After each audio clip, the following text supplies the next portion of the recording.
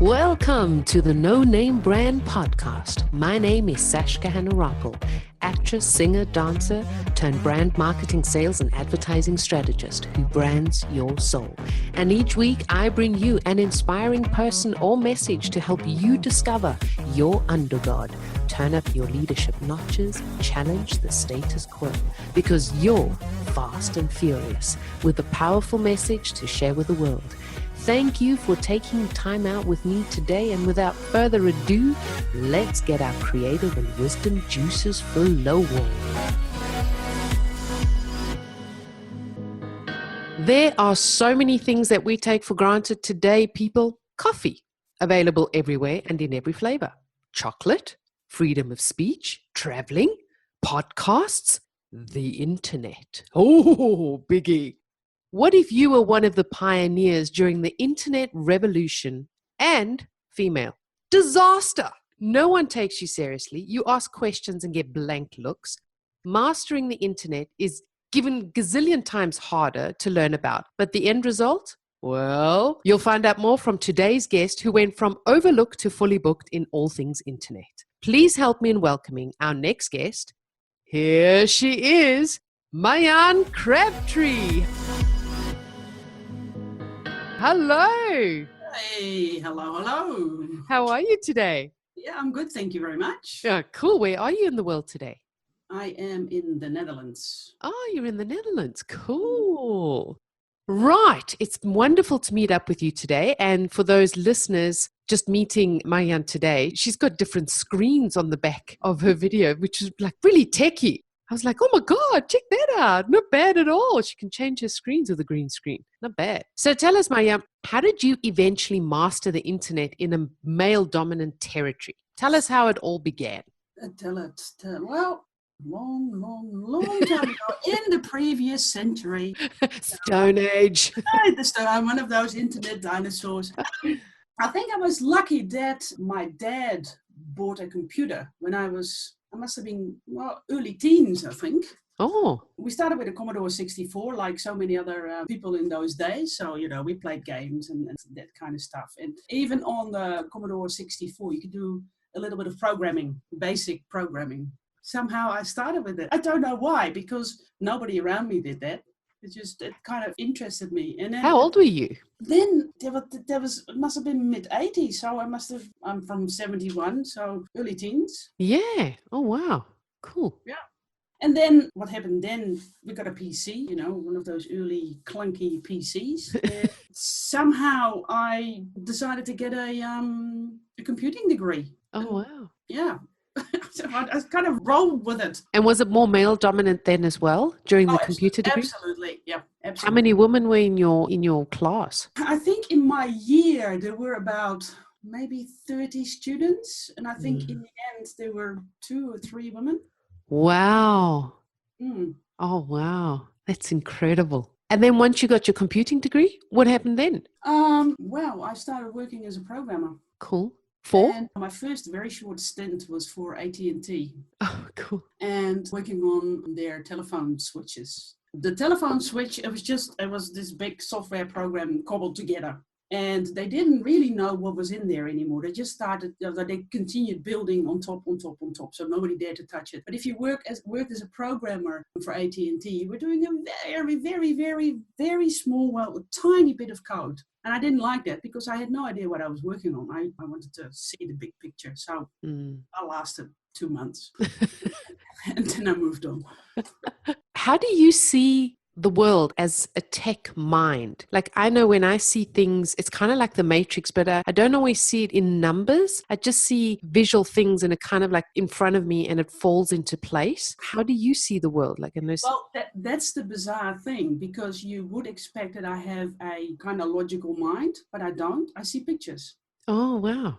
I'm very visual. That's pretty cool. And I think my brain is like a hard drive, because I remember all these useless facts, which at the time that I remember them don't make any sense. But later on, I kind of pull it out of the bag and think, yes, I read about this. And then put it into practice. Yeah. Oh, man. I read somewhere that we kind of like share the same mantra. I have mine tattooed on my arm, thoughts become things. How difficult did it make your life with your limiting thoughts when you did decide, no way, Jose, no more silly thoughts? Where did you move them from then? Like, when did you start with the limiting thoughts? I mean, we start at a young age. When did you acknowledge the limiting thoughts? Well, I run the risk of sounding really mean towards my family, but I come from a conservative Catholic family. I don't know what happened, but somehow I got put in this family. You chose them. I must need it somehow. They stepped away from the Catholic Church, many years ago. But then I was just a very conservative family. When they went left, I went right, just to try it out. And I always came back to them, but I always ventured out. And then in mid-90s, I got so sick and tired with it all, with living in the Netherlands, with my job, I suppose with myself. So I quit my job, arranged a job through the internet. This was mid-90s, so it was very, very early. Arranged a job in New Zealand, arranged a work permit, and I just took off. Oh, wow. So I suppose it was like a soul-searching trip. Yeah. And what happened? It was great. It was great. I had a great boss. She took me into her house, let me stay with her for a few months and introduced me to people. And I just built up a new life there. And it was awesome. Is that when the thoughts kind of started changing, where you started seeing, oh, hang on a moment, things don't have to be so conservative or... That's right. I can do whatever I want. If you want it, you can do it. Mm. Even if the people around you say, oh, no, you can't do that. That for me is the trigger. Like, oh, yeah, I can do that. If you say that I can't, I will do it. What were the cultures like between Netherlands and New Zealand when you moved across there? That is the interesting thing, because on the surface, New Zealand culture seems very European. Oh. And so it kind of seems very much alike. But there's the subtle differences that get you into trouble. Well, get you into trouble? Share. Well, no. It's not that serious. But for example, the Dutch, they're known to be very direct. They speak their mind. And I do that even more so, I guess. I just don't have any filters. I just, if I don't agree with something, I'll say so. In New Zealand, there is still the English heritage. And the English don't do that at all. Yeah. They rather beat around the bush, but they'll never tell you straight to your face what they think. So that sometimes clashes a bit. Yeah, it does get you into trouble. And the Dutch are also known for party animals, like fun, great sense of humor. I know from my experience from traveling to the Netherlands and Dutch friends, always laughing, always. Maybe it's just because I attract them. I don't know. There could also be.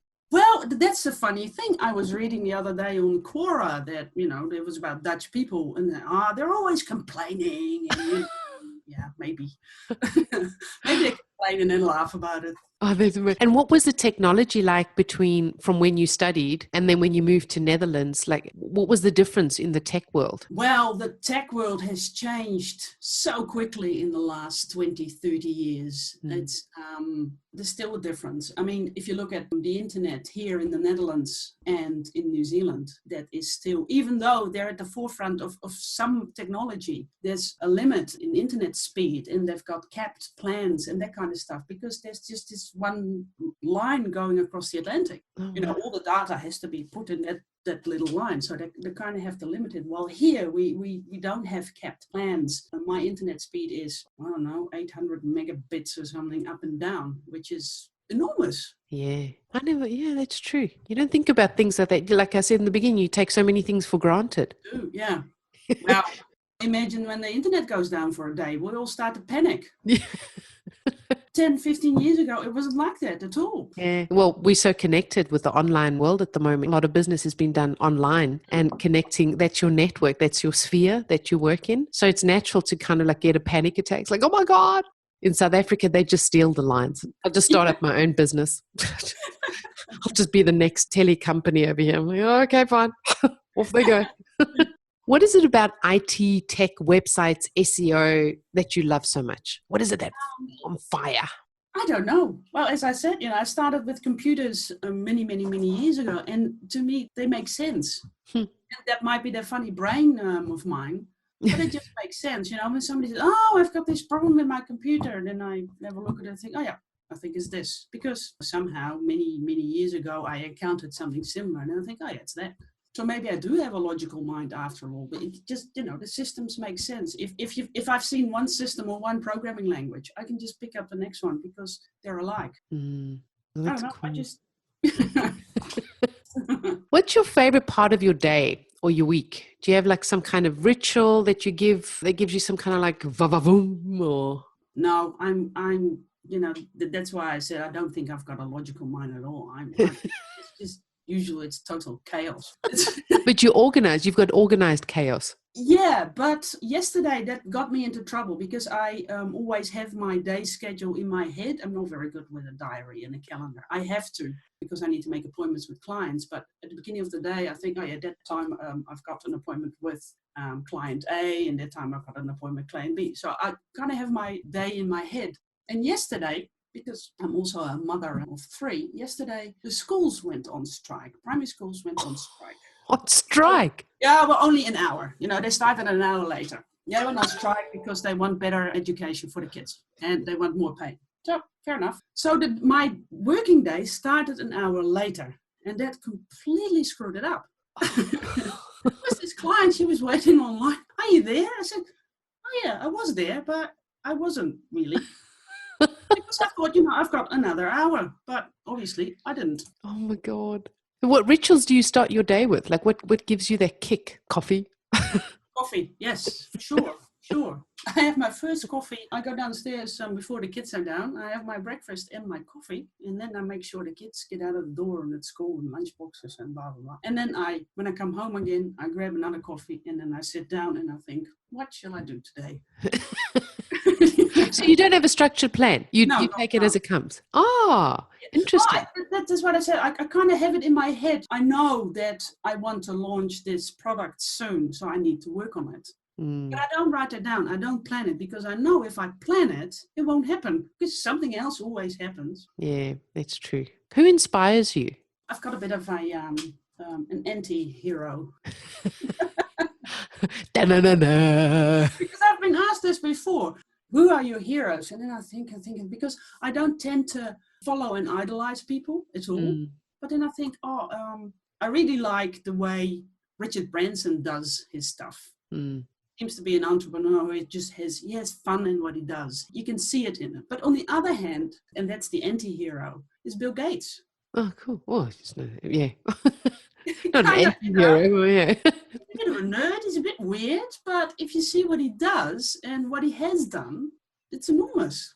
Yeah, and what he is doing. Yeah. He's philanthropic stuff. He's giving his money away to a lot of good causes. He doesn't have these hero-like qualities around him at all.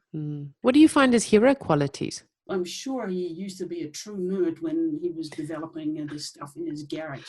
He just kept going with it. And I'm pretty sure there have been years that Microsoft wasn't very popular at all. Yeah. They just tuned out crap. And it just kept on going, and it's admirable, really.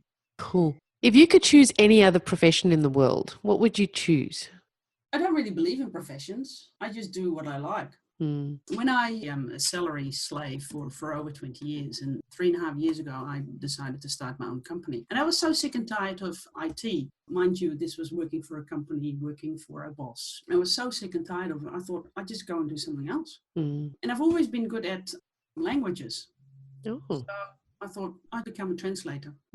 Cool. So, my English is okay, and I wasn't hindered by any experience or qualifications, so I just go and do it. So I suppose if I went doing what I was doing now, I'd be a translator. Oh, that's pretty cool. Well, it's actually logical as well. Not always. I mean, for myself as well, I also thought the same between English and German, although it was going from German to English. But it frustrated me so much because sometimes the meaning gets lost so much in translation. Yeah. And I just got so irritated. That kind of distinguishes the good translators from the crap ones. Yeah, but you've got to be a copywriter as well then, because you have to rewrite information for it to make in the same tonality and sense. And then sometimes things would come out and I'd be like, oh, damn it, I just don't know. I just can't be bothered with this anymore. It's just driving me up. It's like doing photography. I love photography as well and videography. Just the editing drives me up the wall because I just can't get it on that exact point. It frustrates me. I'm like, or computers, and then I get to a point where I'm like, that's it. I've had enough. I'm throwing it out the freaking window. I can't do this anymore. I read that you recorded a silly rap with your business bestie. Oh, yes. So, first of all, will you give us a taste of that rap? And do you bring this type of fun to your clients when taming the tech dragons? I try to, yes. Fun is one of the most important things in my business, I think. I also help my clients to see the fun in the tech stuff. Because usually they're afraid of it. Don't dare to click this button and I might blow up my website. I'm culprit of that. Sometimes I'm like, this is dodge. This looks dodge. And I just love to see, when I've worked with them for a while, I just love to see their eyes light up. Oh, now I get it. Oh, this is actually really cool. Oh, God. That.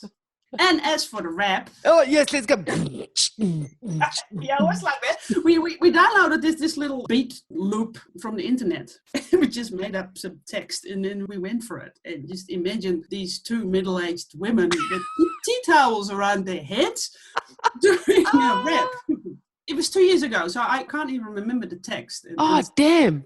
Yeah, I could probably find the video somewhere. But Oh, that'd be so cool. Oh, you'd have to post that. That is so cool. And it's only 2 years ago, so it's not even that long ago. No. Oh, that's pretty cool. So we seem to share a love for dancing. Ta-da! Me too. Yeah. I myself have been dancing since I was 5, and I've been teaching Zumba fitness for over 7 years now, and recently Life Junkie Fitness. How important do you find dance movement for you personally and in business? What does it do to you, and how does it inspire you in your business and life, the movement? Right now, I'm doing Zumba once a week, and it just gives me the opportunity to exercise. But it doesn't feel like exercise because it's just fun. We just laugh, and when we get our legs crossed and do funny steps, we just call it solos. And it's just an hour of laughing and moving, and it doesn't matter. And that's what I love about dancing, because I'm not very good at competition and fixed steps and stuff, but just the fun about you moving, you're not thinking, you kind of get into the flow. Very similar then should be in all businesses, to just not go with the flow, because dead fish also flow with the flow, but to bring that fun in there and to have the movement and to keep moving and learning. What's in the plans? What's in the stars for your business? Where are you going with it? I'm not a fan of the word goals, but what are your big milestones in the upcoming weeks, months? Well, I'm kind of moving from the true tech to tech in combination with marketing, neuromarketing, because a lot of clients think, they need to have a website and it needs to be pretty. Pretty doesn't sell. Pretty doesn't get you clients. Yes, of course, it needs to look okay. But I can give you examples of websites that look like they haven't been touched since the mid-90s. But they pull in clients like crazy. So it's not about the pretty pictures and the colors and whatever. So I'm kind of starting to make this combination of tech that supports the conversion process and how you can apply neuromarketing. So the reptilian brain, because the reptilian brain makes the decisions after all, and we're not aware of it, and how you can trigger the reptilian brain towards conversion. Yeah. And it's also the pre-work before getting onto that website. Absolutely. Obviously, search engine optimization, finding it, if you're just searching for it, but it's all that pre-work prior to leading people to the website. So even if they got there, they're already ready to buy. It's just knowing where the buy button is. Yep. Are you creating this yourself as a program with the neuromarketing, or are you doing it? I've been reading up for years about it. Once upon a time, I actually wanted to study psychology, but it never happened. So in the end, I just get into it via another route. But creating this program, which is the 30-day neurotech tips. Cool. Which just means, people get simple tips in their mailboxes that helps their site. It's just little tweaks. Oh, love that. When's this coming out? I'm working on it. We'll have to hold you accountable. Marjan. So when are we planning this? So maybe the beginning of autumn, so end of August? No. I actually hope to have it up and running in the next 2 weeks. Oh, brilliant. Mind you, the first version will be in Dutch, but if that runs really, really well, I'll translate it, because I can actually translate, Well, there we go. Well, I've got 2 professions. Even though I don't believe in professions, I've got 2 professions. If that runs really well, it's going to be kind of like an evergreen thing that runs itself. I can easily just translate it into English and make it brilliant. So most of your clients are Dutch or also English? When I started 3.5 years ago, I started mainly in Dutch. But at the beginning of this year, I started venturing into the bigger world. So that's one of the, it's really difficult. You can't do it without any context. And whatever.